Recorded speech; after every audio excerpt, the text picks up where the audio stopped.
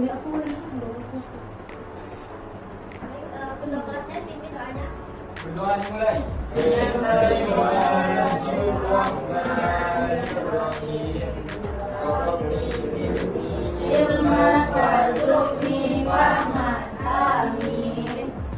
Baik, sebelum kita belajar hari ini, kita absen terlebih dahulu ya. Siapa yang sudah hadir hari ini ketua? Ini Hadir Zidan, Hanif, Haikal. Sebentar ya, sekretaris yang tidak hadir hari ini. Baik, bismillahirrahmanirrahim. Assalamualaikum warahmatullahi wabarakatuh. Waalaikumsalam warahmatullahi wabarakatuh. Baik, hari ini pembelajaran akidah akhlak yang mana minggu lalu kita belajar tentang bersyukur dan qanaah. Hari ini kita belajar mengenai ridho dan sabar. Anak-anak sekalian sudah siap untuk belajar hari ini? Dirapiin ya tempat duduknya. Itu Ananda Halim, maju ke depan. Anak-anak semua yang mengganggu aktivitas belajar kita, tolong disimpan dulu ya mainannya dan lain sebagainya. Dengarin ibu menjelasin. Hari ini kita belajar tentang ridho dan sabar. Sebelumnya anak-anak pasti sudah sering ya mendengar tentang ridho dan sabar. Jadi masuk pada pengertian sabar adalah menerima segala sesuatu yang terjadi pada diri kita. Atau bisa sabar itu adalah menahan emosi dan keinginan serta bertahan dalam situasi sulit dengan tidak mengeluh. Nah, kemudian ridho adalah percaya bahwa segala sesuatu yang menimpa pada diri kita itu atas kehendak Allah Subhanahu wa taala. Nah, jadi pengertian sabar itu adalah tadi apa? Menerima segala sesuatu yang menimpa diri pada kita dengan lapang hati. Kemudian ridho adalah percaya bahwa segala sesuatu yang menimpa adalah atas kehendak Allah Subhanahu wa taala. Kemudian adapun bentuk-bentuk dari sabar, ada 3 bentuk sabar. Ada yang tahu anak-anak semua? Ada? Coba Ananda Ringa tahu?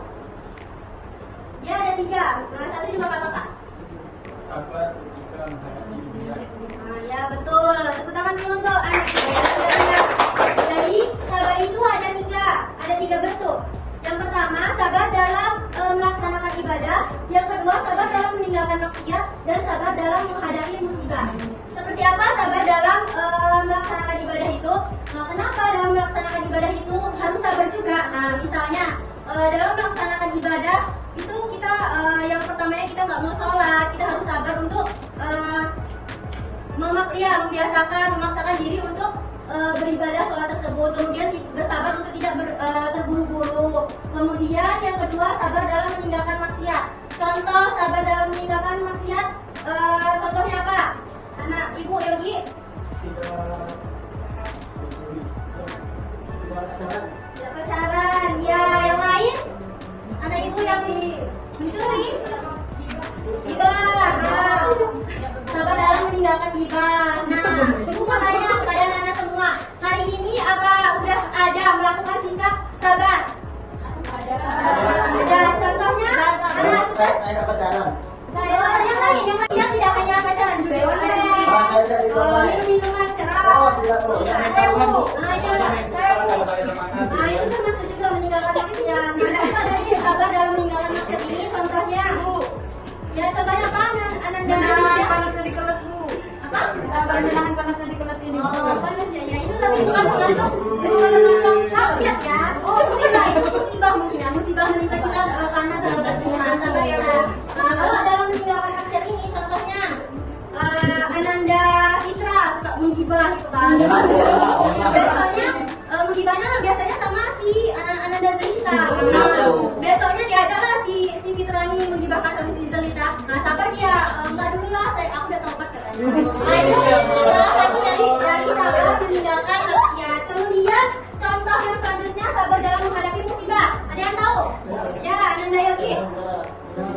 Ketika kita ditinggali oleh orang kita sehari-hari.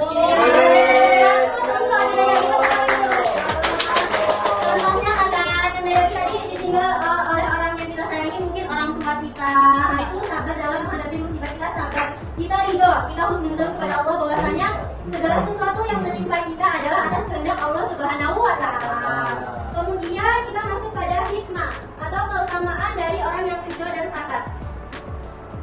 hikmah dari orang yang sabar, pasti yang pertama adalah Allah sangat mencintai orang yang sabar. Kemudian yang kedua, orang yang sabar jiwanya akan tenang. Kenapa? Ada yang tahu? Tahu Kenapa? karena hati ikhlas menerima. Ya, dia sabar dalam menghadapi misalnya musibah. Nah, itu Allah akan menenangkan jiwanya. Seseorang yang sabar itu jiwanya akan kuat dan tenang. Kenapa? Karena dia misalnya dia tertimpa musibah, dia sabar, kemudian gagal dalam berkarir, dia ujian, itu dia akan kuat hatinya, jiwanya, dia akan bangkit kembali. Kemudian itulah yang sehingga orang yang sabar itu memiliki hati yang kuat, jiwa yang kuat, itu akan berhasil dalam meraih kesuksesan.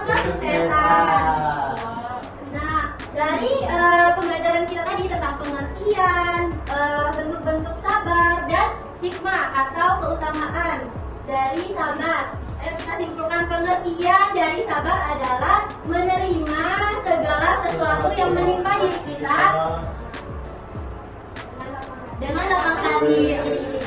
Lalu ketiga adalah bentuk khususan kita kepada Allah, bahwasanya segala sesuatu yang menimpa kita atas kehendak Allah Subhanahu wa taala. Jenis bentuk-bentuk sabar ada 3, yaitu yang pertama sabar dalam beribadah, yang kedua sabar dalam menjalankan, yang ketiga sabar dalam musibah. Terakhir, hikmahnya atau keutamaan adalah Allah sangat mencintai kita, terus jiwa kita kuat dan tenang, terus menghadapi segala sesuatu. Nah, jadi itu kesimpulan kita pada pembelajaran hari ini tentang ridho dan sabar.